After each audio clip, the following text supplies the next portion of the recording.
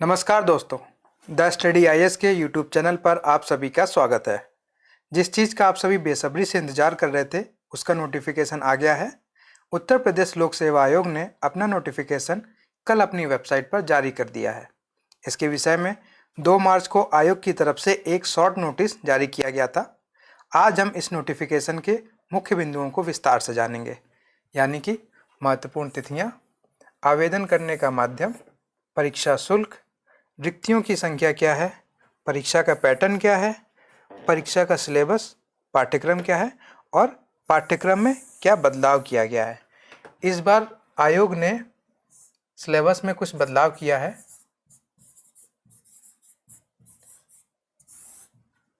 वैकल्पिक विषय यानी ऑप्शनल का जो पेपर होता था उसको आयोग ने हटा दिया है इस बार से। तो इन सभी चीज़ों के बारे में हम विस्तार से जानेंगे। इसके अलावा सिविल सेवा परीक्षा से जुड़ी अन्य महत्वपूर्ण जानकारियों को जानने के लिए हमारे चैनल को लाइक और सब्सक्राइब जरूर करें। तो चलिए शुरू करते हैं। सबसे पहले बात करते हैं कि जो महत्वपूर्ण तिथियां हैं। तो ये प्रारंभिक परीक्षा है यूपीपीसीएस की। इसके ऑनलाइन आवेदन करने की जो तिथि है वो है 3 मार्च। ऑनलाइन परीक्षा शुल्क बैंक में जमा करने की अंतिम तिथि 3 अप्रैल है, 3 अप्रैल। और फाइनल सबमिशन जो फॉर्म का होगा उसकी अंतिम तिथि है 6 अप्रैल। तो तब तक के लिए आप इंतजार मत कीजिएगा, आप लोग आज से ही उसको फॉर्म को भरना शुरू कर दीजिए। इस बार महत्वपूर्ण क्या है इस बार कि आयोग ने ओटीआर सिस्टम इस बार शुरू किया है। ओटीआर क्या है? One time registration. इसमें होगा क्या कि आपको आपके जो भी डॉक्यूमेंट्स हैं उसको आयोग एक बार आपसे भरवा लेगा और उसके लिए एक ओटीआर नंबर जनरेट कर देगा। तो आप लोग पहले ओटीआर कर लीजिएगा और एक ओटीआर हो गया तो आप सारे डॉक्यूमेंट्स सेव हो जाएंगे। उसके बाद आप जब कभी आगे फॉर्म भरेंगे तो आपको केवल वो नंबर डालना पड़ेगा और लगभग आपके सारे डॉक्यूमेंट्स अपने आप अपलोड हो जाएंगे। फिर आपको संबंधित फॉर्म से रिलेटेड जो थोड़ी बहुत जो बदलाव होंगे वही करने होंगे।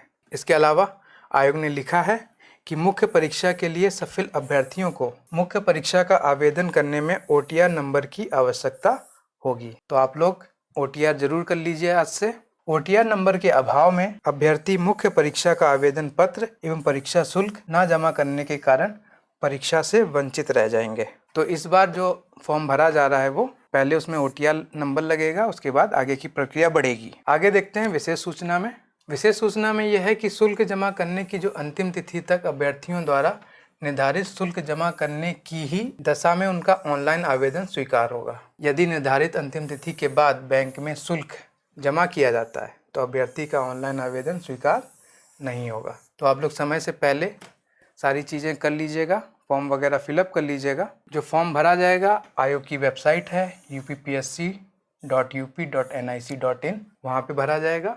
वहाँ पे आपको ये देखिए ये इमेज लगी हुई है, इस तरह का आपको इंटरफेस दिखेगा। जब आप यूपीएससी की वेबसाइट पे जाएंगे तो वहाँ पे ये है एग्जामिनेशन, कंबाइंड स्टेट अपर सब ऑर्डिनेट सर्विसेज एग्जामिनेशन। यहाँ पे इंस्ट्रक्शन है, एडवर्टीजमेंट है यानी नोटिफिकेशन जिसमें आपको सारी प्रक्रिया बता दी जाएगी और यहाँ से आप अप्लाई करेंगे। अप्लाई यहाँ से आप कर देंगे वेबसाइट पे जाके। इसके अलावा आप देखेंगे कि इसकी जो फीस है वो क्या है। तो आवेदन करने की जो फीस है वो जनरल कैटेगरी यानी अनारक्षित और ओबीसी के लिए 125 रुपये आयोग ने निर्धारित की है। अनुसूचित जाति, अनुसूचित जनजाति यानी SC/ST कैटेगरी के लिए फीस 65 रुपये है। दिव्यांगजन उनके लिए आयोग ने फीस 25 रुपये निर्धारित की है। भूतपूर्व सैनिक जो हैं उनके लिए 65 रुपये है।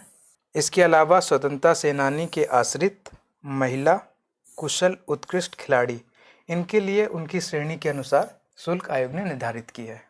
तो आप जिस भी कैटेगरी से बिलोंग कर रहे होंगे वहाँ पे आप जाएंगे तो आपको मिल जाएगा शुल्क जमा करने का। सबमिट किए गए आवेदन में संशोधन, तो ये याद रखिए, घबराइएगा नहीं। अगर आप फॉर्म सबमिट करने के बाद अगर आपको कुछ ऐसा लगता है कि कुछ चीज़ गलत भर गई है तो आप उसमें संशोधन कर सकते हैं, लेकिन उसकी भी कुछ शर्तें हैं कि परीक्षा का नाम एवं भर्ती का प्रकार, registered mobile number, email ID, Aadhaar number तथा ऐसे मामले जिनमें संशोधित श्रेणी का शुल्क अधिक है, इनको छोड़कर। इसका मतलब यह है कि ये जो पॉइंट बताए गए हैं कि registered mobile number, email ID, Aadhaar number, इनमें त्रुटि करने की दशा में अभ्यर्थी निर्धारित शुल्क के साथ ही नया ऑनलाइन आवेदन कर सकते हैं, क्योंकि पूर्व में जमा किया गया शुल्क किसी भी दशा में वापस नहीं किया जाएगा। तो आप लोगों को अपना mobile number, email ID, Aadhaar number, ये सब बहुत ध्यान से भरना है। और ये नोट दिया हुआ है कि ऑनलाइन आवेदन जांच करने के बाद यदि आयोग द्वारा यह पाया जाता है कि अभ्यर्थी ने एक से अधिक आवेदन सबमिट किया है, तो ऐसी दशा में अभ्यर्थी द्वारा सबमिट अंतिम आवेदन पत्र ही स्वीकार किया जाएगा एवं शेष आवेदन पत्र स्वतः निरस्त हो जाएंगे। तो बहुत ध्यान से आप लोग फॉर्म भरिएगा। आगे बढ़ते हैं। अब है बात रिक्तियों की संख्या, यानी वैकेंसी कितनी है। तो इस बार आयोग ने 173 वैकेंसी निकाली हैं। और घबराइए नहीं, इतनी वैकेंसी हैं, लेकिन ये इनमें उतार चढ़ाव होता रहता है। जब तक आपकी परीक्षा नहीं हो जाती है, आयोग खुद लिखता है कि रिक्तियों की संख्या परिस्थितियों एवं आवश्यकता अनुसार घट बढ़ सकती है। पिछली बार भी जैसे हुआ था कि लगभग 200 पद आए थे और उसके बाद जब तक परीक्षा हुई तब तक लगभग 70-80 पद और बढ़े थे। तो हो सकता है कि इस बार भी इनमें और बढ़ोतरी हो, लेकिन आपको तो एक सीट चाहिए। अपनी तैयारी को मजबूत रखिए और उस सीट को पा लीजिए। आगे बढ़ते हैं। शैक्षिक अर्हता क्वालिफिकेशन। सम्मिलित राज्य प्रवर अधीनस्थ सेवा यानी यूपीपीसीएस में सम्मिलित पदों हेतु आवेदन पत्र स्वीकार किए जाने की अंतिम तिथि तक अभ्यर्थियों को भारत में विधि द्वारा स्थापित किसी मान्यता प्राप्त विश्वविद्यालय की स्नातक उपाधि, यानी कि आपको ग्रेजुएशन होना जरूरी है। अगर आपके पास ग्रेजुएशन की डिग्री है या आपने ग्रेजुएशन कर लिया है तो आप इसको फॉर्म को भरने के एलिजिबल हैं। और यहाँ बात की जा रही है कुछ विशिष्ट अर्हता के पद। अगर किसी के पास कुछ स्पेशल क्वालिफिकेशन है और उन विशिष्ट पदों के लिए वो योग्य है तो वो इनको भर सकता है। जैसे उपनिबंधक है, उसके लिए उसको विधि स्नातक होना चाहिए यानी LLB।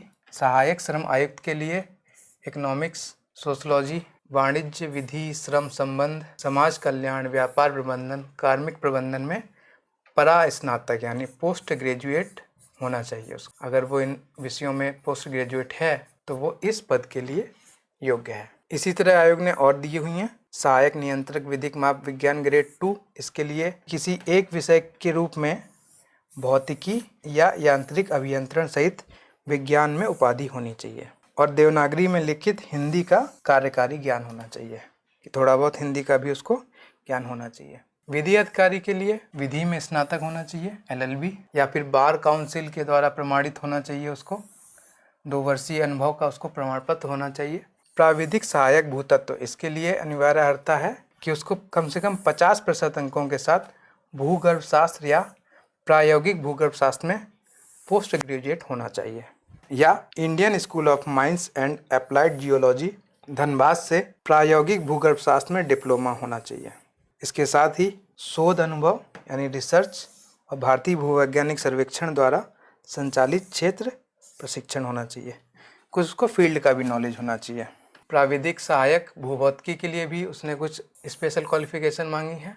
कर निर्धारण अधिकारी के लिए 55% अंकों सहित कॉमर्स अथवा अर्थशास्त्र में ग्रेजुएट होना चाहिए। यहाँ देखिए नोट लिखा हुआ है कि विशिष्ट शैक्षिक अर्हता के पदों के लिए अभ्यर्थियों द्वारा स्पष्ट रूप से विकल्प हाँ का विकल्प भरने पर ही उन्हें उक्त पदों के हेतु विचार किया जाएगा। अगर आप इसमें हाँ भर देते हैं कॉलम में, तो जब आप एग्ज़ाम दे के आ जाएंगे तो वहाँ पे अगर आपकी क्वालिफिकेशन होगी तो आपको वहाँ पे प्राथमिकता दी जाएगी। शारीरिक मापदंड की बात करें यानी फिजिकल एग्जामिनेशन जो होगा आपका, उसके लिए कुछ शारीरिक मापदंड लागू किए हैं आयोग ने, जो कि होगा पुलिस उप अधीक्षक यानी डिप्टी SP, अधीक्षक कारागार, जिला कमांडेंट, होमगार्ड्स, आबकारी निरीक्षक तथा उप कारापाल।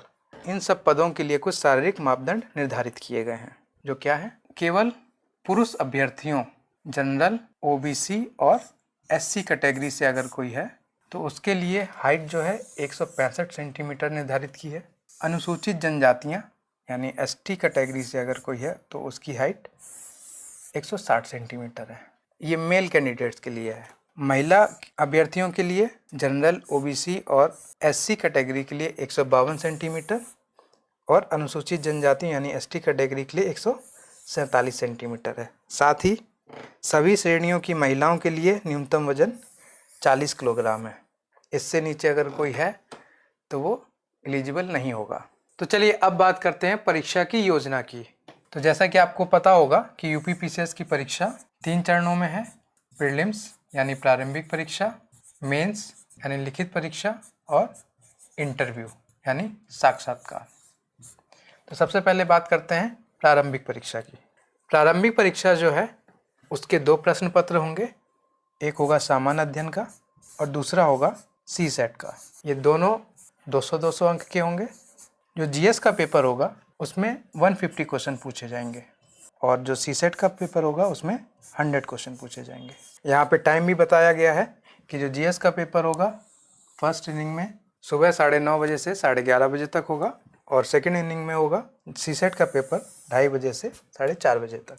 इन दोनों पेपर की जो नेचर है उसको भी जान लेते हैं थोड़ा सा, कि दोनों ही पेपर में नेगेटिव मार्किंग होगी 1/3 नेगेटिव मार्किंग का मतलब है कि अगर आपके 3 क्वेश्चन गलत हो जाते हैं तो जो एक आपका सही क्वेश्चन होगा वो काट दिया जाएगा।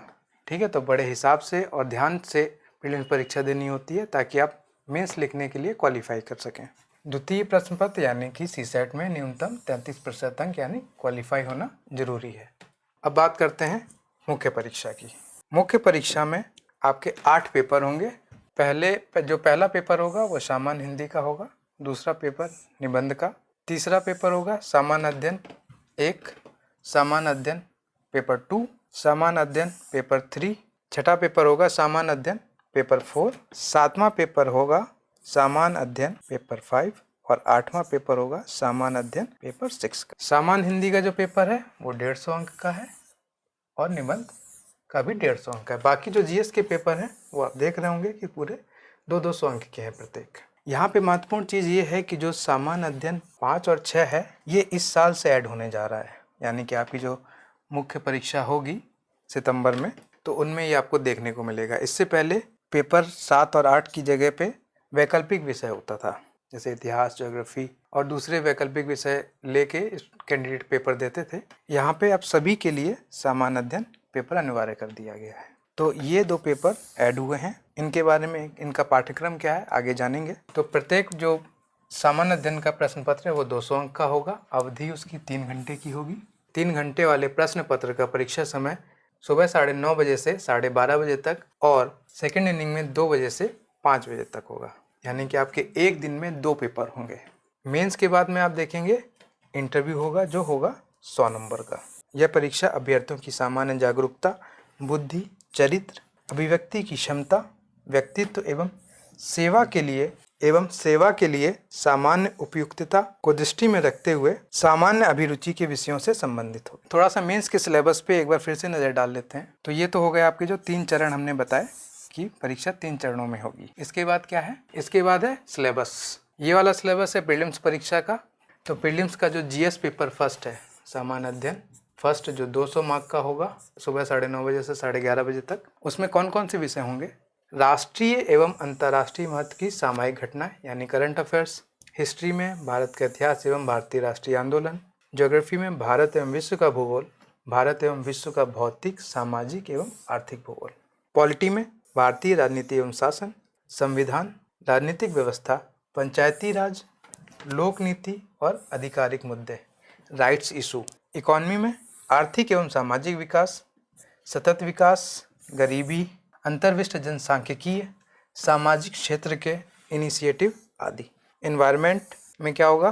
पर्यावरण एवं पारिस्थितिकी संबंधी सामान्य विषय, जैव विविधता एवं जलवायु परिवर्तन। इस विषय में विषय विशेषज्ञता की आवश्यकता नहीं है, यानी आपको जनरल नॉलेज होना चाहिए, लेकिन स्पेशल नॉलेज के लिए उसने नहीं बोला है। और फिर लास्ट में सामान्य विज्ञान, जनरल साइंस। तो ये है जीएस पेपर फर्स्ट का प्रीलिम्स का सिलेबस, और इसके बारे में डिटेल में आप जब नोटिफिकेशन आप पढ़ेंगे तो उसमें और डिटेल में आपको मिल जाएगा। नेक्स्ट है सीसेट। सीसेट में क्या होगा? 200 अंक का पेपर होगा। इसमें शामिल है कॉम्प्रीहेंशन, अंतर्व्यक्तिक क्षमता जिसमें संप्रेषण कौशल यानी कम्युनिकेशन स्किल, इसके बारे में क्वेश्चन होंगे।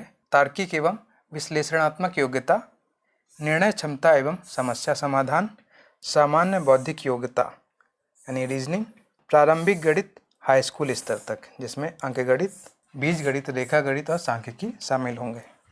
सामान्य अंग्रेजी और सामान्य हिंदी भी हाई स्कूल लेवल की आएगी। तो ये होगा सीसेट में शामिल और ये क्वालिफाइंग है, यानी आपको इसमें 33% अंक लाने हैं। मुख्य परीक्षा के सिलेबस की बात करें तो यहाँ पे लिखा हुआ है कि आयोग प्रवेश पत्र के बिना किसी भी अभ्यर्थी को मुख्य लिखित परीक्षा में सम्मिलित होने की अनुमति नहीं देंगे। किसी भी अभ्यर्थी के परीक्षा में प्रवेश हेतु अर्हता पात्रता के संबंध में आयोग का निर्णय अंतिम होगा। ठीक है, तो मेंस का जो फॉर्म होगा बड़ा ध्यान से भरा जाएगा उस टाइम पे, तो वो जब आएगा उसके लिए तब देखेंगे। सिलेबस की बात करते हैं तो जो सामान्य हिंदी का पेपर है जो आपका 150 नंबर का होगा, उसमें दिए हुए खंड का अवबोध एवं प्रश्नोत्तर यानी पैसेज दिए जाएंगे, उसके हिसाब से क्वेश्चन होंगे, उनको आपको हल करना होगा, संक्षेपण करना होगा। सरकारी एवं अर्ध सरकारी पत्र लेखन, तार लेखन, कार्यालय आदेश, अधिसूचना, इन सब के प्रारूप पे क्वेश्चन बनते हैं, तो इनको आपको तैयार करना होगा।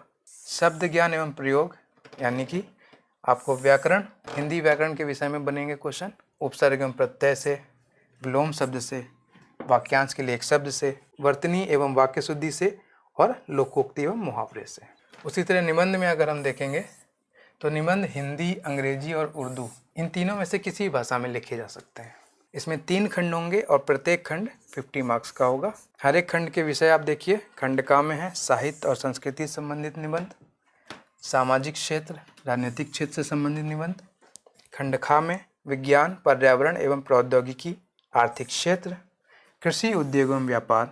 खंड ग में है राष्ट्रीय एवं अंतर्राष्ट्रीय घटनाक्रम, प्राकृतिक आपदाएं, भूस्खलन, बाढ़, सूखा आदि, राष्ट्रीय विकास योजना एवं परियोजनाएं। इनसे संबंधित निबंध आपसे पूछे जाएंगे।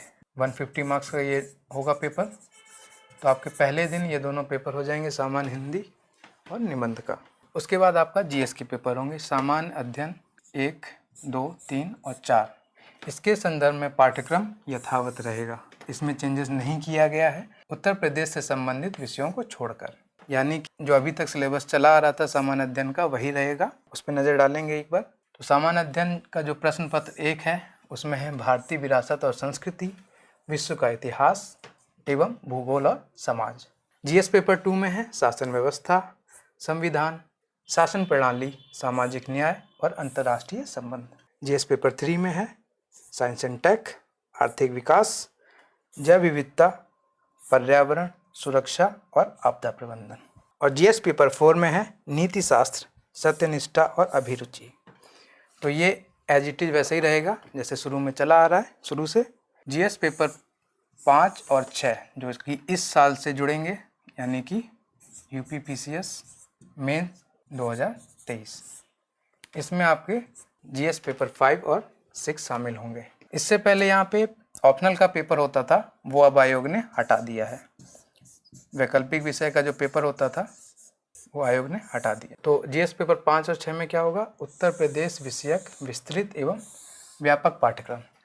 तो जीएस पेपर 5 और 6 में यूपी स्पेशल क्वेश्चन पूछे जाएंगे।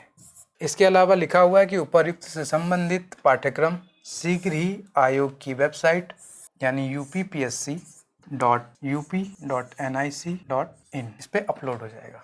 तो ये थी डिटेल्ड इन्फॉर्मेशन यूपीपीसीएस के नोटिफिकेशन की। आप सभी लोग जाइए और ध्यान से अपना फॉर्म भरिए।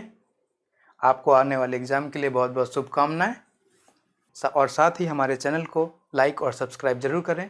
Thank you.